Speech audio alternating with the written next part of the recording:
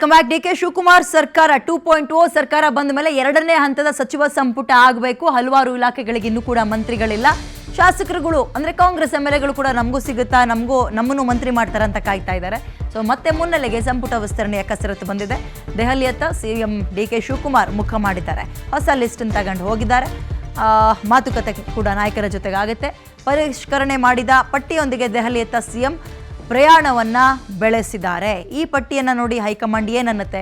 ಕಳೆದ ಬಾರಿ ಈ ಪಟ್ಟಿಗೆ ಅವರು ಅಷ್ಟೊಂದು ಸಮಾಧಾನ ಆಗಿರಲಿಲ್ಲ. ಹೊಸಬ್ರಿಗೆ ಅವಕಾಶ ಕೊಡಿ ಅಂತ ಕೇಳಿದರು. ಅಂದರೆ 50+ ತೀರಾ ಅವಾಯ್ಡ್ ಮಾಡಿ ಅಂತ. ಆಲ್ರೆಡಿ ಸಾಕು, ಒಂದು ಹಂತದಲ್ಲಿ ಸೀನಿಯರ್ಸ್ಗಳನ್ನು ಕೊಟ್ಟಿದ್ದೀರಿ.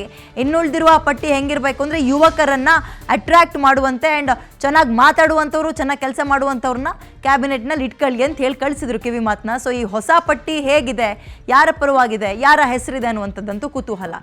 ಈ ಸಚಿವ ಸಂಪುಟ ಎರಡನೇ ಹಂತದ ವಿಸ್ತರಣೆಗೆ ಒಂದಾದ್ಮೇಲೆ ಒಂದು ವಿಘ್ನಗಳು ನೀವು ಕೂಡ ನೋಡ್ತಾ ಇದ್ರಿ. ಸಂಪುಟ ವಿಸ್ತರಣೆ ಪ್ರಸ್ತಾಪದ ಬೆನ್ನಲ್ಲೇ ಸಚಿವಾಕಾಂಕ್ಷಿಗಳು ಮತ್ತೆ ಅಲರ್ಟ್ ಆಗಿದ್ದಾರೆ. ಪರಿಷ್ಕರಣೆ ಮಾಡಿದ ಪಟ್ಟಿಯಲ್ಲಿ ಯಾರಿಗೆ ಸಿಹಿ ಸುದ್ದಿ ಸಿಗತ್ತೆ? ಡಿ.ಕೆ. ಶಿವಕುಮಾರ್ ಹೊಸ ಪಟ್ಟಿಗೆ ಡೆಲ್ಲಿ ನಾಯಕರು ಏನಂತಾರೆ? ಈ ಹೊಸ ನಾಯಕರುಗಳಿಗೆ ಪಟ್ಟ ಕಟ್ಟೋಕೆ ಹೈಕಮಾಂಡ್ ಕೂಡ ಪ್ಲಾನ್ ಮಾಡ್ತಾ ಇದೆ. 15 ಮಂದಿ ಹೊಸ ಮುಖಗಳಿಗೆ ಮಣೆ ಹಾಕಬೇಕು ಅಂತ ತೀರ್ಮಾನ ಮಾಡಿದ್ದಾರೆ. ಅಂದರೆ ಈಗ ಎರಡನೇ ಹಂತದಲ್ಲಿ ಮುಕ್ಕಾಲು ಭಾಗ, 15 ಜನ ಅಂದರೆ ಇನ್ನು ಮುಕ್ಕಾಲು ಭಾಗ ಹಾಗಾದರೆ ಹೊಸಬ್ರೇ ಇರ್ತಾರಾ, ಯುವಕರೇ ಇರ್ತಾರಾ, ಯಾರ್ಯಾರು ಇರ್ತಾರೆ? ಅದರಲ್ಲೂ ಮೊದಲ ಸಲ ಆಯ್ಕೆ ಆದಂಥವ್ರು ಅಟ್ಲೀಸ್ಟ್ ಒಂದು ಇಬ್ಬರಿಗೆ ಅಥವಾ 3 ಜನಕ್ಕಾದರೂ ಅವಕಾಶ ಮಾಡಿಕೊಡ್ತಾರೆ. ಆಮೇಲೆ ಹೊಸೊಬ್ರು ಅಂದ ತಕ್ಷಣ ಈ ಸಲ ಗೆದ್ದವ್ರಿಗೆ ಅಂತಲ್ಲ. ಹೊಸೊಬ್ರು ಅಂದರೆ ಪಾಪ ಒಬ್ಬೊಬ್ರು 4 ಸಲ 5 ಸಲ ಎಲ್ಲ ಗೆದ್ದುಬಿಟ್ಟಿದ್ದಾರೆ. ಅವ್ರಿಗೆ ಒಂದ್ಸಲವೂ ಮಂತ್ರಿ ಭಾಗ್ಯ ಸಿಕ್ಕಿಲ್ಲ. ಅವ್ರನ್ನೂ ಹೊಸಬ್ರು ಅಂತೆಲ್ಲ ಕನ್ಸಿಡರ್ ಮಾಡಬೇಕು. ಬಟ್ ಯುವಕರು ಅಂತ ಕನ್ಸಿಡರ್ ಮಾಡ್ತೀರಾ ನಮಗೆ ಗೊತ್ತಿಲ್ಲ ಅದು. ಇನ್ನು ನಾಳೆ ಡಿ.ಕೆ. ಶಿವಕುಮಾರ್ ಹೈಕಮಾಂಡ್ ನಾಯಕರ ಜೊತೆಗೆ ಚರ್ಚೆಗೆ ಮುಂದಾಗ್ತಾರೆ. ಹೊಸ ಪರಿಷ್ಕರಣೆ ಪಟ್ಟಿ ಫೈನಲ್ ಮಾಡುವಂತಹ ಸಾಧ್ಯತೆ ಇದೆ. ಡಿ.ಕೆ. ಶಿವಕುಮಾರ್ ಅಂದ್ಕೊಂಡಂಗಾದ್ರೆ ಪತ್ರಕ್ಕೆ ನಾಳೆ ಅಂತಿಮ ಮುದ್ರೆ ಬೀಳುತ್ತೆ, ಸೀಲ್ ಬೀಳುತ್ತೆ. ಹೊಸ ಪರಿಷ್ಕರಣೆ ಪಟ್ಟಿಗೆ ಅಂತಿಮ ಮುದ್ರೆಯನ್ನ ಹೈಕಮಾಂಡ್ ಲೀಡರ್ಸ್ಗಳು ಹಾಕ್ತಾರೆ. ಬುಧವಾರ ಸಚಿವ ಸಂಪುಟ ವಿಸ್ತರಣೆ ಬಹುತೇಕ ಫಿಕ್ಸ್ ಅನ್ನಲಾಗ್ತಾ ಇದೆ. ಅಂದರೆ ನಾಳೆ ಬಿಟ್ಟು ನಾಡಿದ್ದು ಯಾರಿರ್ತಾರೆ? ಈಗ ತಗೊಂಡೋಗಿರುವಂತಹ ಪಟ್ಟಿ ಹೈಕಮಾಂಡ್ ಒಪ್ಕೊಳುತ್ತಾ ಅಥವಾ ಇದರಲ್ಲೂ ಕೂಡ ಮೇಜರ್ ಕರೆಕ್ಷನ್ಸ್ ಮಾಡ್ತಾರಾ? ಕೆಪಿಸಿಸಿ ಅಧ್ಯಕ್ಷರ ಪಾಲೆಷ್ಟು ಇದರಲ್ಲಿ, ಸಿಎಂ ಪಾಲೆಷ್ಟು, ಮಾಜಿ ಸಿಎಂ ಸಿದ್ದರಾಮಯ್ಯ ಅವರ ಬಣದವ್ರು ಎಷ್ಟು ಜನ, ಹೈಕಮಾಂಡ್ ಲಿಸ್ಟ್ ಏನು, ಖರ್ಗೆ ಅವ್ರ ಲಿಸ್ಟ್ ಏನು, ಎಷ್ಟು ಜನ ಕೊಡ್ತಾರೆ? ಕಾಂಗ್ರೆಸ್ನಲ್ಲಿ ಒಟ್ಟು ಸಚಿವಾಕಾಂಕ್ಷಿಗಳು ಏನಪ್ಪ ಅಂದರೆ 3 ಕ್ಯಾಬಿನೆಟ್ ರೆಡಿ ಮಾಡ್ಬೋದು. ಅಷ್ಟು ಜನ ನಂಗೂ ಬೇಕು ಅಂತ ಇದ್ದಾರೆ.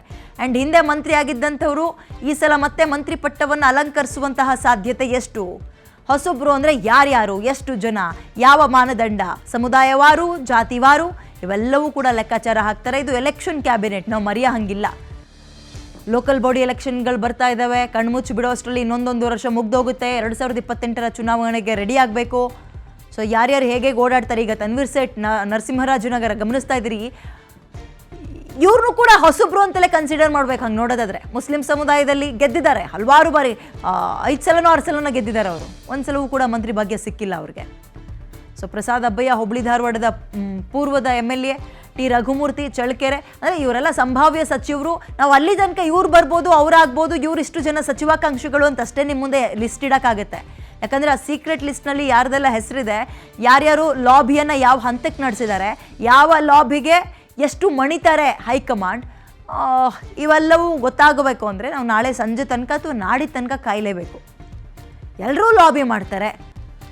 ಅವರೆಲ್ಲರೂ ಏನು ಖಾದಿ ಹಾಕಿದ್ದಾರೆ, ಖಾವಿ ಅಲ್ವಲ್ಲ, ಸುಮ್ಮನೆ ಇರ್ತೀವಿ ಅನ್ನೋಕ್ಕೆ ಕೇಳ್ತಾರೆ ನನಗೂ ಬೇಕು ಅಂತ. ಕುತೂಹಲ ಜಮೀರ್ ಅಹಮದ್ ಅವ್ರದ್ದು ಕತೆ ಏನಾಗುತ್ತೆ ಈ ಸಲ ಅಂತ. ಎರಡನೇ ಪಟ್ಟಿಯಲ್ಲಾದರೂ ಅವ್ರನ್ನ ಇನ್ನು ಮಾಡ್ಕೊಳ್ತಾರ ಅಥವಾ ಇಲ್ಲ ಅನ್ನೋದಾದರೆ ಅವ್ರ ಮುಂದಿನ ಹಂತ ಏನಾಗಿರುತ್ತೆ? ಅವರನ್ನು ತಣಿಸೋಕೆ ಅಥವಾ ಮಣಿಸೋಕೆ ಕಾಂಗ್ರೆಸ್ ಹೇಗೆ ಪ್ಲ್ಯಾನ್ ಮಾಡುತ್ತೆ? ಅವ್ರು ರೆಬೆಲ್ ಆಗಿಬಿಟ್ರೆ ಕತೆ ಏನು? ರೆಬೆಲ್ ಅಂದರೆ ಯಾವ ಹಂತಕ್ಕೆ ಆಗ್ತಾರೆ? ಪಕ್ಷಕ್ಕೆ ಅದೇನು ಡ್ಯಾಮೇಜ್ ಮಾಡ್ಬೋದು?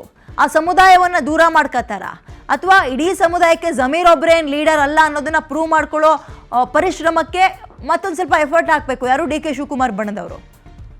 ಸೊ ಹಾಗಾಗಿ ಇವೆಲ್ಲವೂ ಚಲುವರಾಯಸ್ವಾಮಿ ಆಲ್ರೆಡಿ ಮಂತ್ರಿ ಆಗಿದ್ದಂಥವ್ರು, ಕೃಷಿ ಮಂತ್ರಿ. ಈ ಸಲ ಏನಾಗುತ್ತೆ ಗೊತ್ತಿಲ್ಲ. ಲಕ್ಷ್ಮಣ್ ಸವದಿ ಪಕ್ಷ ಬಿಟ್ಟು ಬಂದಿದ್ದಾರೆ. ಆ್ಯಂಡ್ ಆ ಕಡೆ ಬೆಳಗಾವಿ ಭಾಗಕ್ಕೆ ಹೆಚ್ಚಿಗೆ ಕೊಡಿ, ಇನ್ನೊಂದು ಎಕ್ಸ್ಟ್ರಾ ಸೀಟ್ ಕೊಡಿ ಅಂತ ಕೇಳ್ತಾ ಇದ್ದಾರೆ. ಆದರೆ ಲಕ್ಷ್ಮಣ್ ಸವದಿಯವರು ಕೂಡ ಸೇರ್ತಾರ. ಸತೀಶ್ ಜಾರಕಿಹೊಳಿ ಅವರಿಗೆ ಆಲ್ರೆಡಿ ಕೊಟ್ಟಾಗಿದೆ. ಮಹಿಳಾ ಮಣಿಗಳಲ್ಲಿ ಲಕ್ಷ್ಮೀ ಹೆಬ್ಬಾಳ್ಕರ್ ಹೆಸರು ಮುಂಚೂಣಿಯಲ್ಲಿದೆ. ಹೊಸಬ್ರಿಗೆ ಕೊಡಿ, ಯುವಕರಿಗೆ ಕೊಡಿ ಅಂದಾಗ ನಯನಾ ಮೋಟಮ್ ಅವ್ರ ಹೆಸರು ಕೂಡ ಕೇಳಿ ಬರ್ತಾ ಇದೆ. ಶಿವಲಿಂಗೇಗೌಡರು ಇವರು ಕೂಡ ಪಕ್ಷ ಬಿಟ್ಟು ಕಾಂಗ್ರೆಸ್ ನಂಬ್ಕೊಂಡು ಬಂದಿದ್ದಾರೆ. ಇವ್ರ ಕತೆ ಏನು? ಅರಸೀಕೆರೆ MLA ಅವರು ಬಸವರಾಜ ರಾಯರೆಡ್ಡಿ ಅವ್ರ ಕತೆ ಯಲಬುರ್ಗಾ, ಅಂದರೆ ಇವರೆಲ್ಲ ಸೇರ್ಕೊಳ್ಬಹುದಾ? ಬೇಳೂರು ಗೋಪಾಲಕೃಷ್ಣ ಅವರು ಲೋಗ ಸಿಕ್ಕಾಗೆಲ್ಲ ಹೇಳ್ತಾರೆ ನಾನು ಸಚಿವಾಕಾಂಕ್ಷಿ ಅಂತ, ಹೇಳಿದ್ರಲ್ಲಿ ಏನು ತಪ್ಪಿಲ್ಲ. ಬಟ್ ಇವರ ಲಾಬಿ ಎಷ್ಟು ಪ್ರಮಾಣದಲ್ಲಿ ಅಲ್ಲಿ ವರ್ಕೌಟ್ ಆಗಿರುತ್ತೆ ಅಂತ. ಆ್ಯಂಡ್ ಹೊಸದಾಗಿ ಗೆದ್ದವರಲ್ಲಿ ಎಸ್ ಪೊನ್ನಣ್ಣವರ ಹೆಸರು ತುಂಬ ರೇಸ್ನಲ್ಲಿ ಮುಂದಿದೆ. ಇವರ ಲಕ್ ಏನಾಗುತ್ತೆ ಕಾದು ನೋಡಬೇಕು. ಸೊ ನಾವು ಮುಂಚೆನೇ ಪ್ರಸ್ತಾಪ ಮಾಡ್ದಂಗೆ ನಾವು ಬುಧವಾರದ ತನಕ, ಬುಧವಾರನೇ ಫೈನಲ್ ಅನ್ನೋದಾದರೆ ಬುಧವಾರ ಬೆಳಗ್ಗೆ ತನಕ ನಾವು ಹಿಂಗೆ ಮಾತಾಡ್ಬೋದು ಅಷ್ಟೇ. ಸಂಭಾವ್ಯ ಪಟ್ಟಿ, ಸಂಭಾವ್ಯ ಸಚಿವರುಗಳು ಇವರಿಗೆ ಅದೃಷ್ಟ ಖುಲಾಯಿಸ್ಬೋದು, ಇವ್ರನ್ನ ಹೊರಗಿಡ್ಬೋದು, ಇವ್ರು ಮಿನಿಸ್ಟ್ರ್ ಆಗ್ಬೋದು, ಇಂಥವ್ರ ಹೆಸರು ಕೇಳಿ ಬರ್ತಾ ಇದೆ. ಸಮುದಾಯವಾರು, ಜಾತಿವಾರು ಹೀಗೆ, ಪ್ರಾದೇಶಿಕವಾರು ಹಿಂಗೆ ಮಾತಾಡ್ಬೋದಷ್ಟೇ. ಸೊ ಡಿ ಕೆ ಕ್ಯಾಬಿನೆಟ್ ಅಥವಾ ಡಿ ಕೆ ಟೀಮ್ ಎರಡನೇ ಹಂತದಲ್ಲಿ ಎಷ್ಟು ಸ್ಟ್ರಾಂಗ್ ಆಗಿರುತ್ತೆ, ಎಷ್ಟು ಅಟ್ರಾಕ್ಟಿವ್ ಆಗಿರುತ್ತೆ, ಎಷ್ಟು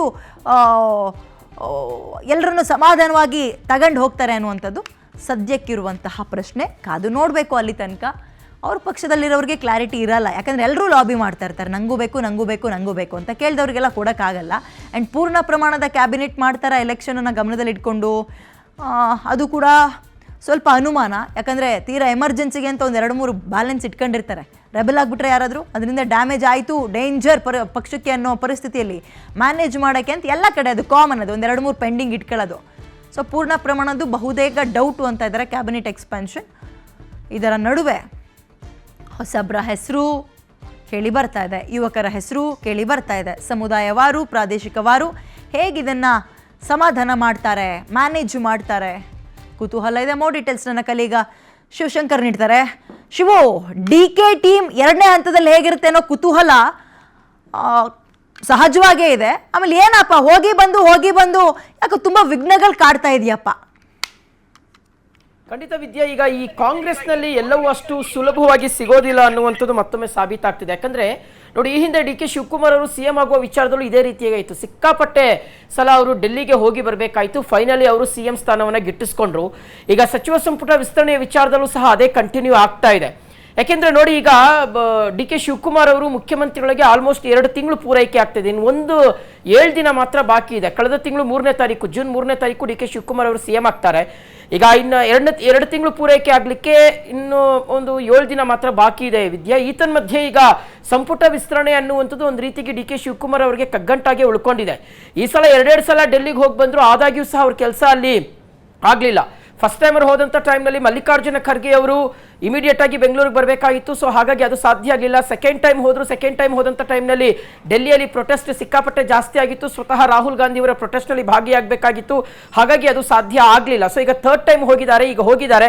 ಸೊ ಬಹುಶಃ ಇವತ್ತು ಅಥವಾ ನಾಳೆ ಸಂಜೆ ವೇಳೆಗೆ ಸಂಪುಟ ವಿಸ್ತರಣೆಗೆ ಸಂಬಂಧಪಟ್ಟಂತೆ ಒಂದು ಫೈನಲ್ ಡಿಸಿಷನ್ ಮತ್ತು ಪಟ್ಟಿ ಬಿಡುಗಡೆ ಆಗಬಹುದಾದಂಥ ಸಾಧ್ಯತೆ ಇದೆ.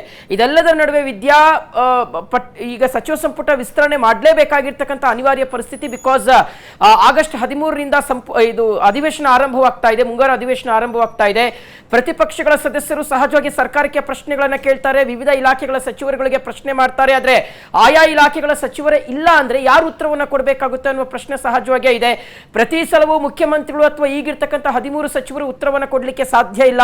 ಸೊ ಹಾಗಾಗಿ ಸಮರ್ಪಕವಾಗಿ ಉತ್ತರ ಸಿಗಬೇಕು ಅಂದ್ರೆ ಆಯಾ ಇಲಾಖೆಗಳ ಸಚಿವರು ಇರಲೇಬೇಕಾಗುತ್ತೆ. ಸೊ ಹಾಗಾಗಿಯೇ ಮುಖ್ಯಮಂತ್ರಿಗಳು ಸಿಕ್ಕಾಪಟ್ಟೆ ತರಾತುರಿ ಅನ್ನೋದಕ್ಕಿಂತ ಅವರು ಟೆನ್ಷನ್ ಮಾಡ್ಕೊಂಡಿದ್ದಾರೆ, ಈ ಬಾರಿ ಆಗ್ಲೇಬೇಕು ಅಂತ. ಯಾಕಂದ್ರೆ ಪ್ರತಿಪಕ್ಷಗಳು ಅಥವಾ ರಾಜ್ಯದ ಜನರು ಕೇಳುವಂತ ಪ್ರಶ್ನೆಗೆ ಉತ್ತರ ಮುಖ್ಯಮಂತ್ರಿಗಳ ಬಳಿ ಇಲ್ಲ. ಸೊ ಹಾಗಾಗಿ ಬಹುಶಃ ಇವತ್ತು ಅಥವಾ ನಾಳೆ ಫೈನಲ್ ಆದ್ರೆ ಬುಧವಾರ ಶಾಸಕರು ನೂತನ ಸಚಿವರಾಗಿ ಪ್ರಮಾಣವಚನ ಸ್ವೀಕರಿಸುವಂತಹ ಎಲ್ಲ ಸಾಧ್ಯತೆ ಇದೆ. Thank you Shivu ಡೀಟೇಲ್ಸ್ಗೆ.